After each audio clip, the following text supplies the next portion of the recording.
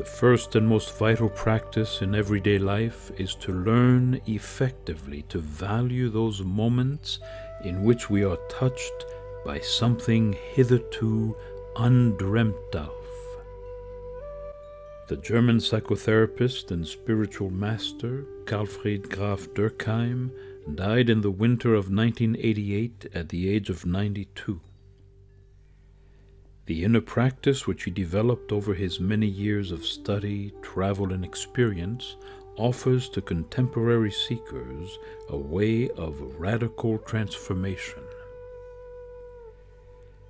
Combining the insights and practices of Zen Buddhism with depth psychology and Christian mysticism, he has created a potent, practical way of inner work which thousands have undertaken. Durkheim begins his teaching by focusing on our rare moments of higher consciousness, those numinous experiences which he names privileged moments and life's starry hours. These are unforgettable times when something greater than our usual awareness breaks through and floods us with unaccountable serenity, joy, or certainty.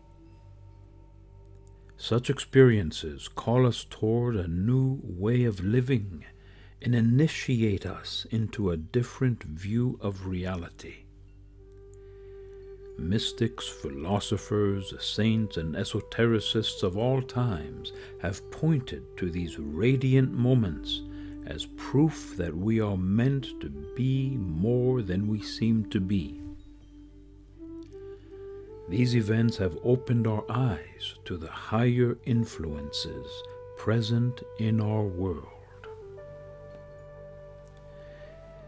Many teachings have attempted to bring us to a near continual experience of this higher consciousness, but they all seem to suffer a similar fate. Almost as soon as these teachings have been transmitted, they become rigid and dogmatic, and the spirit gives way to the letter.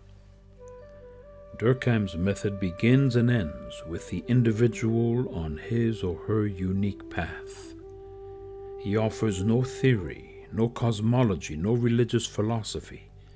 He merely tells us in the magnificent simplicity of Eastern sages that each moment is the best of opportunities for working on oneself, and he provides us with a process for the expansion of consciousness. These are inner disciplines which each must apply to himself or herself. Verification and understanding come out of lived experience. Durkheim warns us that this practice must be done continuously with concentrated awareness, or it will lead nowhere. The wheel of metamorphosis consists of 3 stages and 5 steps. Stage 1. All that is contrary to essential being must be relinquished. Step 1. The practice of critical watchfulness. Step 2. The letting go of all that stands in the way of new becoming. Stage 2. That which has been relinquished must be dissolved in transcendent being, which absorbs and recreates us.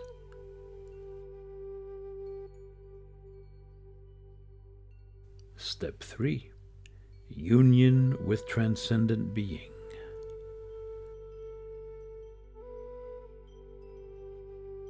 Step 4. New becoming in accordance with the inner image which has arisen from transcendent being. Stage 3. The newly formed core must be recognized and personal responsibility taken for its growth.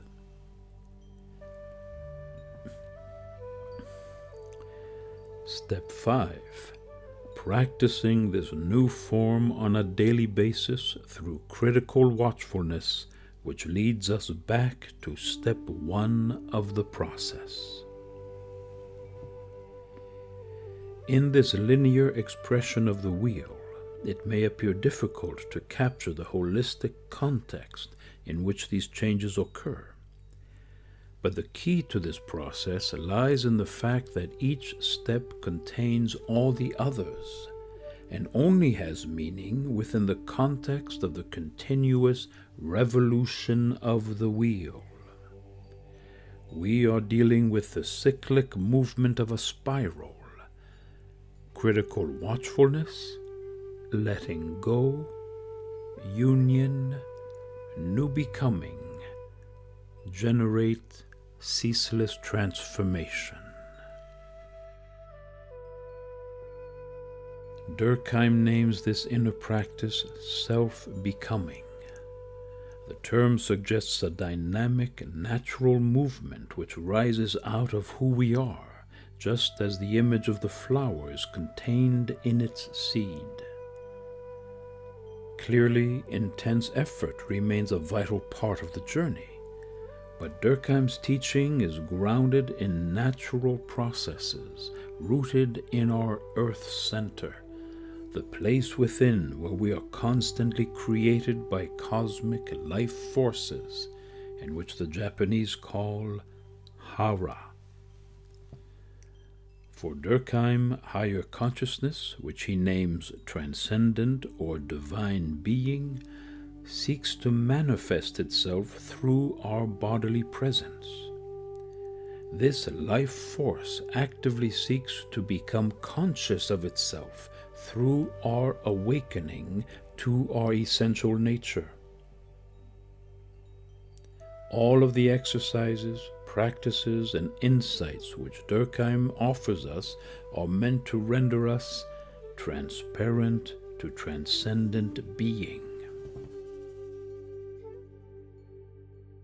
A conscious being is one through whom the divine life radiates. The personality has been made entirely permeable and obedient to essence. The subconscious has been cleansed and liberated, and the way is cleared for our higher centers to express themselves through our state of openness, receptivity, and presence in the moment. This work on oneself is not centered on self for the sake of self. Durkheim has a much wider panorama in view. Our efforts are meant to prepare us to reach a state where life in the service of transcendent being becomes second nature. In discovering our own essential self, we participate in the manifestation of what can only be described as divine, the source of mercy, compassion, and conscious love. Such a possibility requires work on all parts of our nature, but Durkheim is especially insistent on the body as a key to breaking through to a greater consciousness.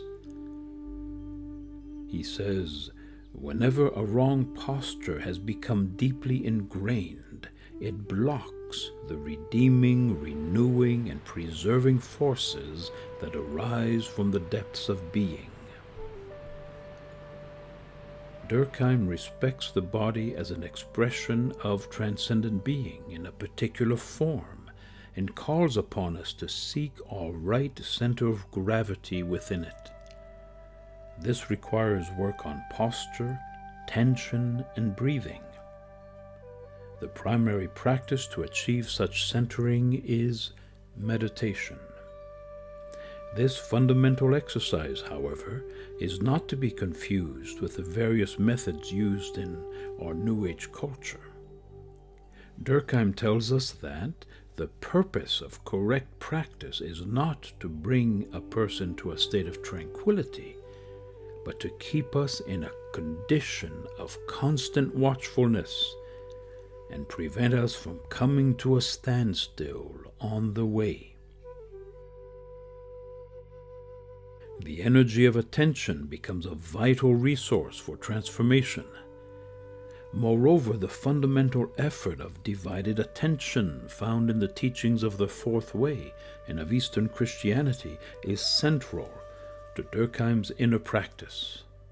He tells us, without the attention that collects the whole person, so that he or she is at the same time focused within himself or herself and turned towards the object, no meditation is possible.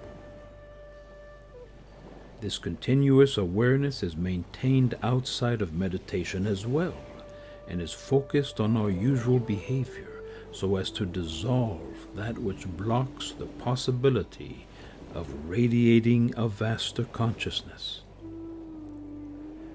Durkheim names it critical watchfulness, which means continual inner awareness of our behavior. In other words, self-observation. This relentless effort is meant to lead to a growth of consciousness that provides us with a new sensitivity, enabling us to perceive all deviations from our correct center. Durkheim identifies this center as a state wherein a person moves continuously towards his or her innermost nature. It is not a place, but our driving force, calling us home. From this center, we are able to acquire a clear sense of inner direction, and above all, a self-confidence that is independent of the world's praise or blame. From this center, we are able to acquire a clear sense of inner direction, and above all, a self-confidence that is independent of the world's praise or blame. Without this center, we are the plaything of inner and outer forces. He tells us, practice on ourselves in the physical and spiritual sense is always of two kinds. It involves both the pulling down of everything that stands in the way of our contact with divine being, and the building up of a form which, by remaining accessible to its inner life, preserves this contact and affirms it in every activity in the world. Durkheim insists that if we become conscious of our essence, we have become conscious of our union with transcendence. But to achieve this, we need to have the courage to meet the unknown and to endure the mystery that cannot be conceptually comprehended. In short, to pause and inwardly dwell in that to which we are all too unaccustomed, the radiance of divine being. Durkheim calls upon us to risk over and over again all that we think we have understood, all that we hold on to as security. Durkheim deals with the dominance of our artificial personality through the psychophysical process of letting go. His long years of study in Zen Buddhism, including 8 years with Zen masters in Japan, resulted in his discovery of the unquestionable link between psychological attitudes and bodily tensions. To be released from our misconceptions and buffers is not merely a mental effort, but requires dissolving the physical knots and distorted postures which express these attitudes.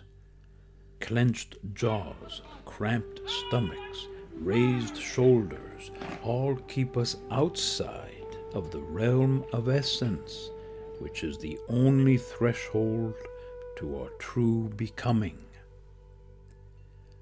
Letting go also means forsaking the brilliance of the rational mind and entering the semi-darkness of another form of consciousness. The tyranny of the intellectual center and of a cultural worldview reduced to the surface of the five senses can be a powerful barrier to the reception of divine inspiration. He tells us, by letting go in the right way, we learn to let in and let happen that which, in spite of all our ideas, projections, desires, and prejudices, meets us directly in the shape of the world and comes from the constantly stirring, essential being within. Durkheim sought to awaken people to their higher selves and to the deeper dimensions of reality. As a masterful teacher, he only presents a partial picture of a state of being that cannot be expressed in words. His ultimate purpose is to serve as a signpost, pointing in the direction of that which is within every one of us, and which we must each discover for ourselves.